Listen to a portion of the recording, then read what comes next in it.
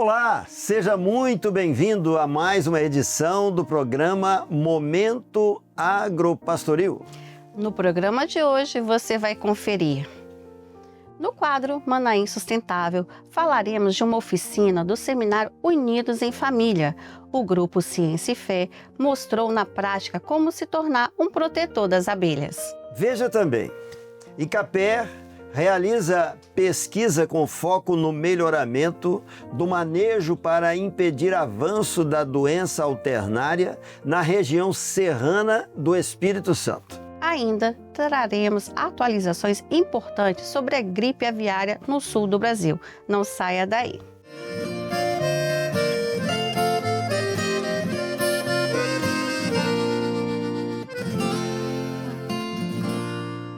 O Manaim, que sempre tem a prática da preservação, iniciou um trabalho especial durante o Seminário Unidos em Família.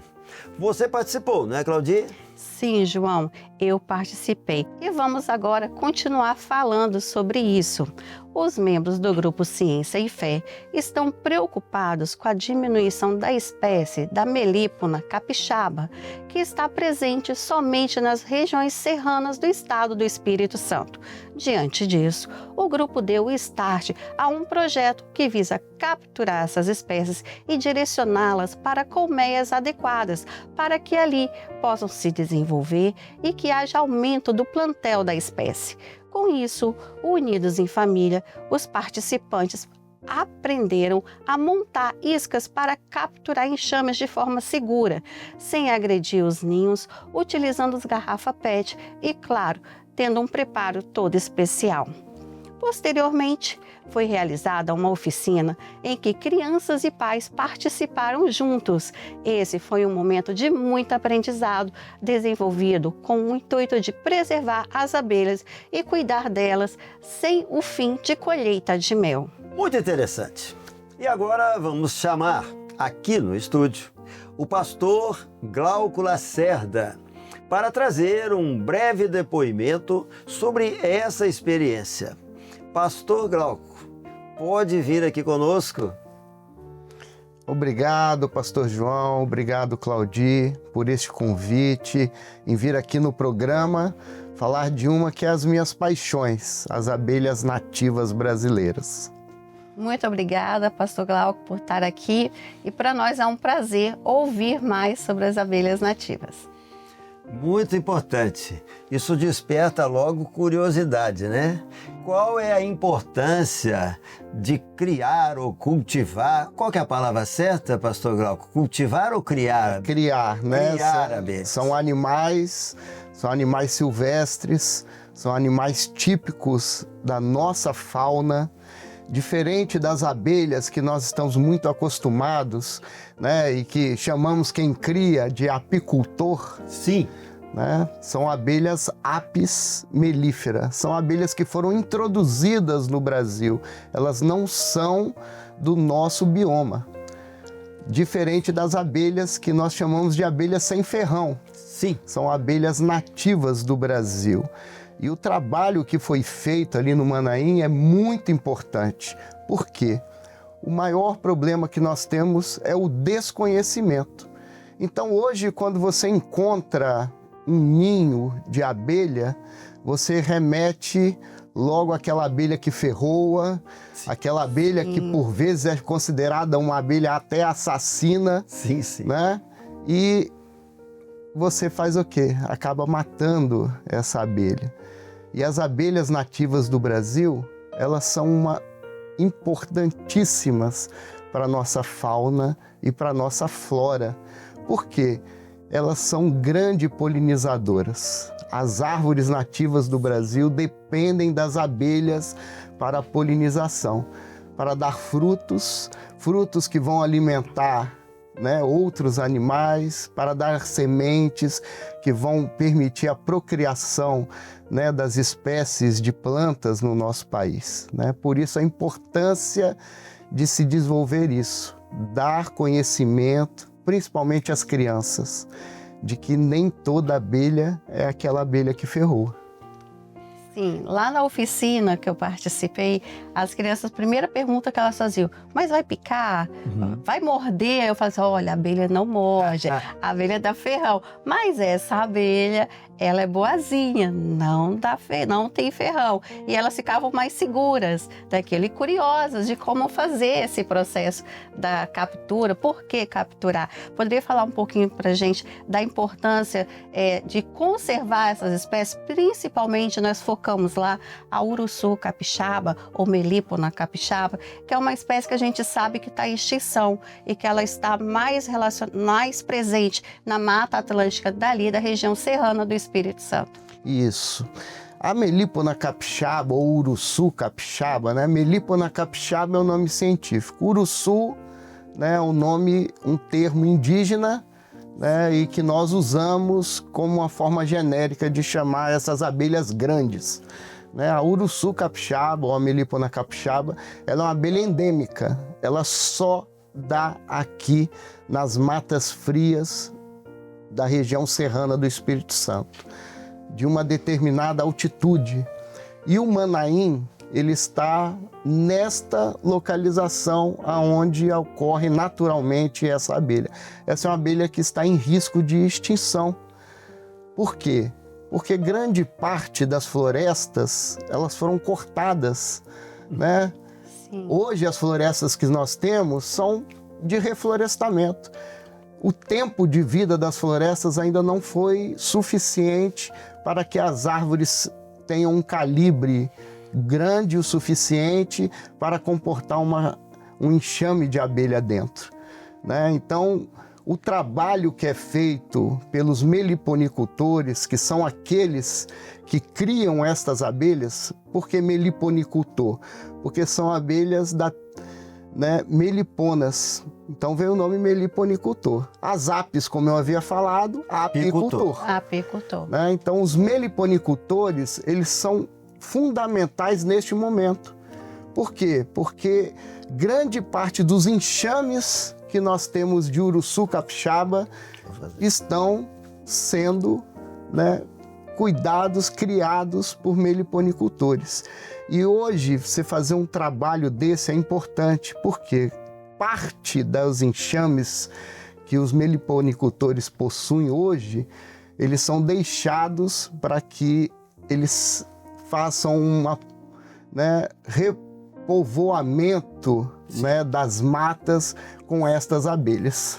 Pastor Glauco, a curiosidade é muita, né? Mas se quisermos criar essas abelhas sem ferrão, melíponas, aqui no nível do mar, tem jeito ou não existe?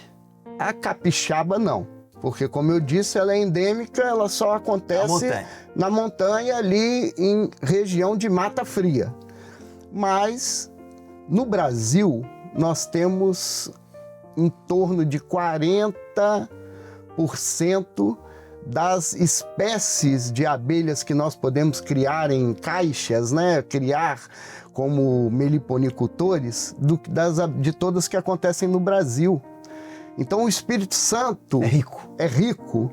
Como em todos os outros estados do Brasil também, o Brasil tem 70% das espécies do mundo. Olha! Então, se nós formos ver, o Brasil tem uma possibilidade enorme, né, de você ter espécies dentro de casa. E nós temos muitos criadores aqui, né, no Espírito Santo e em outros cantos no Brasil que criam abelhas dentro de casa, dentro de cidades, inclusive. Nós temos um exemplo de uma igreja aqui, a igreja que a Claudice reúne ali na Mata da Praia, que tem um enxame, né, na coluna do anexo ali, tem um enxame de uma abelhinha que parece um mosquitinho. Ela é inclusive chamada por muitos de mosquitinho, a abelha jataí, né? E essa abelha, ela tá ali dentro das cidades, ela dá em buraco de muro,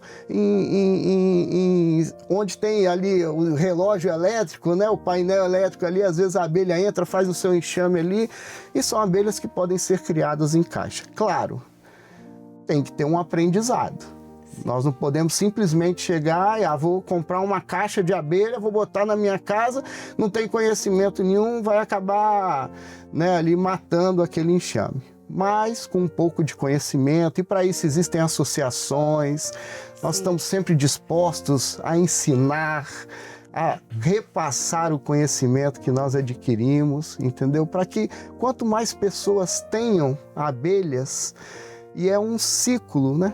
Porque hoje você quer ter uma abelha. Vou ter uma abelhazinha ali, de vez em quando eu tiro um melzinho dela. O mel das abelhas nativas é um mel especial. Ele é diferente do mel da Apis, porque ele é um mel que o seu fator de concentração de açúcares, né, é bem menor. Então é um mel menos prejudicial para quem, né, não pode consumir açúcares. Ele é um mel mais líquido, ele é um mel mais azedinho, né, muito usado na culinária, e ele é medicinal. É um mel, todos os méis são medicinais, mas os méis das abelhas nativas, eles têm um fator medicinal muito maior, e muitos estudos comprovam isso. Então você hoje tem uma caixinha de abelha. Aí você, tenho que alimentar minha abelha, vou plantar uma árvore, vou plantar arbustos que florescem durante o ano para alimentar as minhas abelhas, e você acaba criando todo aquele ciclo biológico ali, ecológico, em função das suas abelhas, e é um conhecimento que tem que ser repassado para as crianças, para que elas possam aprender desde cedo que nós temos que olhar para a abelha e ter um amor por ela, cuidado, porque ela vai alimentar as nossas vidas, né? Emocionante, né? Sou um candidato a aprender, viu, Claudir e Pastor Glauco? Com certeza.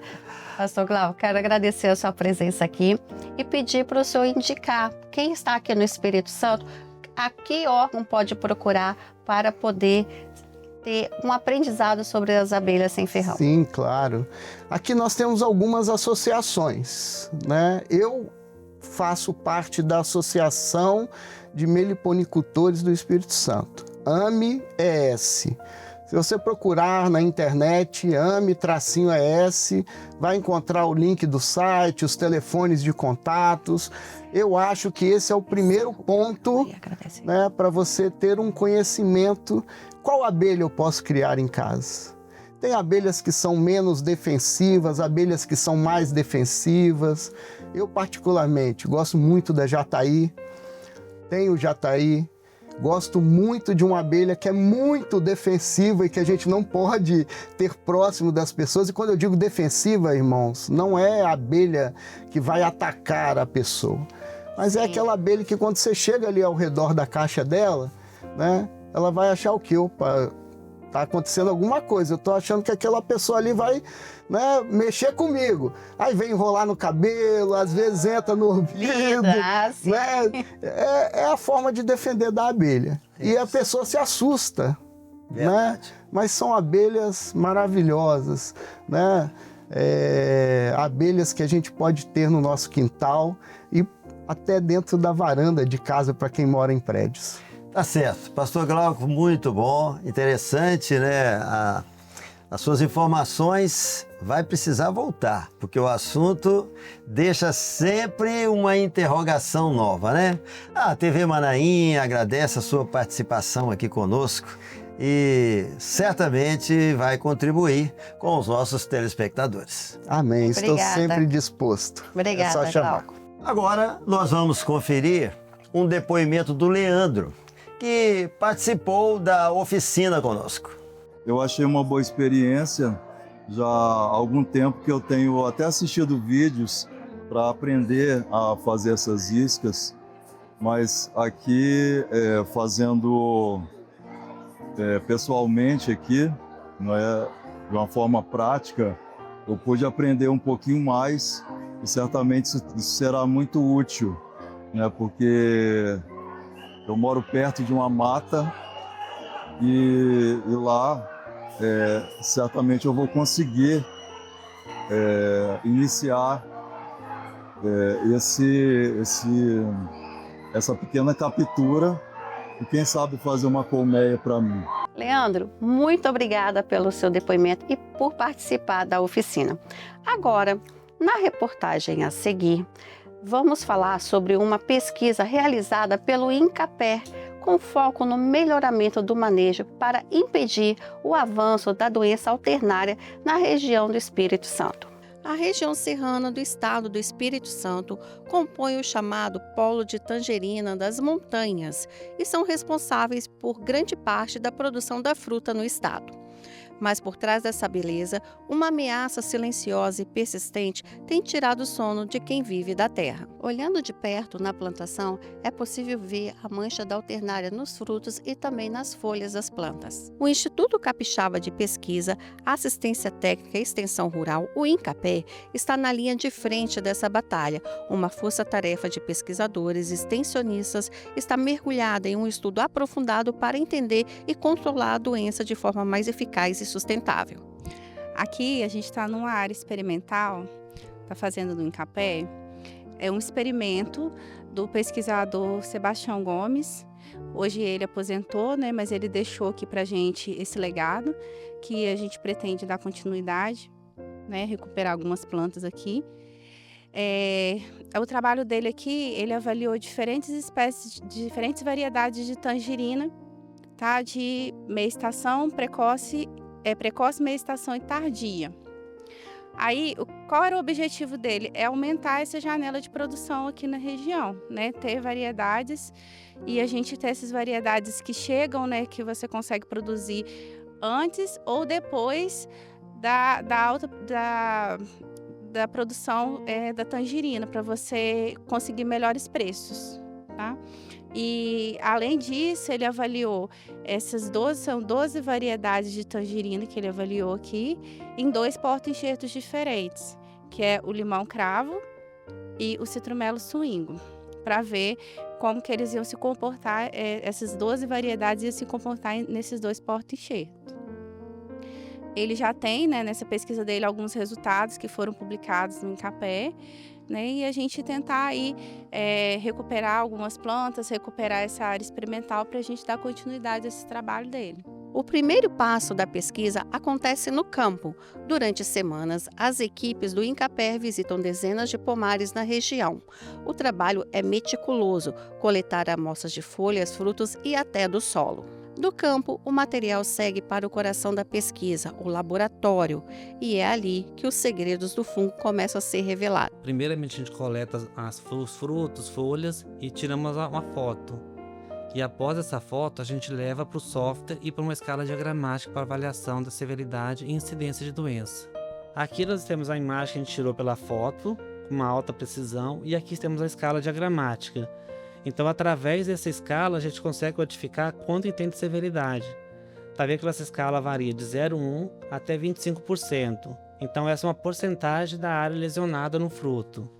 Então, podemos ver que nessa foto a gente está por volta entre 1% e 2,5%. Nesse trabalho, a gente está avaliando o balanço nutricional na severidade da doença. Aqui podemos ver vários graus de severidade. Então, a importância desse trabalho é a gente ver se esse balanço de nitrogênio e potássio, cálcio, né? Nitrogênio e cálcio, se ele interfere na severidade da doença. Na folha, essa doença não é tão importante, mas ela serve como, um inóculo inicial que vai para o fruto. Então, se a gente reduzir a severidade da doença nas folhas também, é interessante que vai ter menos inóculo que vão causar as lesões nos frutos. E esse apoio que une ciência e prática já está transformando a realidade no campo. Para os agricultores, ter o extensionista por perto é segurança de que não estão sozinhos nessa batalha. Obrigado pela reportagem, Claudir, muito interessante, importante para conosco aqui. Agora vamos para o sul do Brasil falar sobre a gripe aviária. Isto mesmo, a gripe aviária. Nos últimos meses, nós conversamos com o especialista André Palmeira sobre o andamento dessa situação. E hoje temos a informação de que a gripe aviária chegou ao fim na região. Não é isso, André Palmeira? Conta mais detalhes pra gente. Olá, Claudia e João da Mata, tudo bem? Então, a gripe aviária no Rio Grande do Sul, ela terminou, né? Aqueles focos que existiam estão controlados, muito bem. Porém, quanto à exportação, ainda há restrições. Então, isso é necessário nós compreendermos. Por quê? Porque certos países, eles não aceitam. Ainda que tenha terminado, esteja contido o foco no Rio Grande do Sul, nós temos um prazo a cumprir. Então, esses países, devido aos acordos comerciais, eles ainda deixam uma restrição quanto à exportação de carne, de ovos também. Então, nós temos que ter esse cuidado.